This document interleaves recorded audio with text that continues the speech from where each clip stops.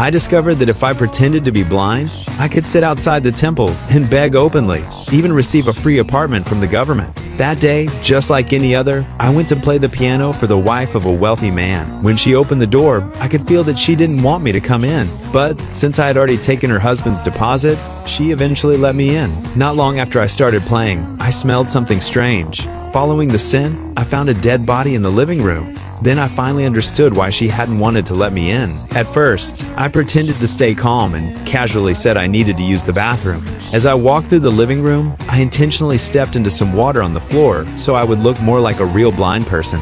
Once I entered the bathroom, I realized the killer was right behind me, holding a gun.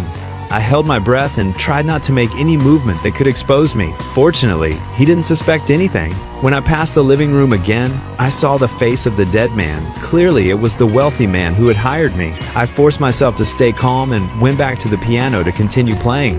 After leaving her house, I hesitated about whether I should call the police.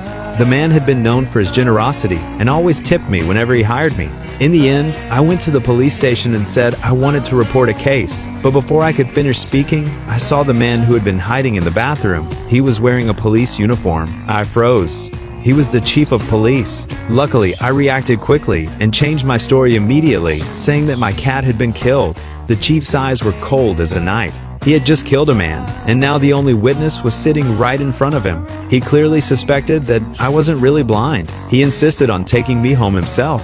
As soon as we arrived, he noticed a newspaper on my table. I said it was there to line the trash bin, but he obviously didn't believe me. He kept testing me at one point. He even threw a small knife near my head. I didn't move.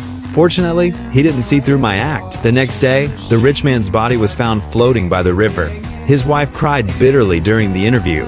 Later, the police chief blamed the murder on a young man. I was called in to give a statement and had to listen to them fabricating the entire report. My palms were sweating. I wanted to stand up and tell the truth, but that was just a fantasy. I knew that if I spoke up, I would end up like that rich man dead. I thought everything was over, but then a twist appeared. At the funeral, the man's wife kept talking about what had happened before his death, unaware that during the murder, she and the chief had overlooked someone, the old lady next door.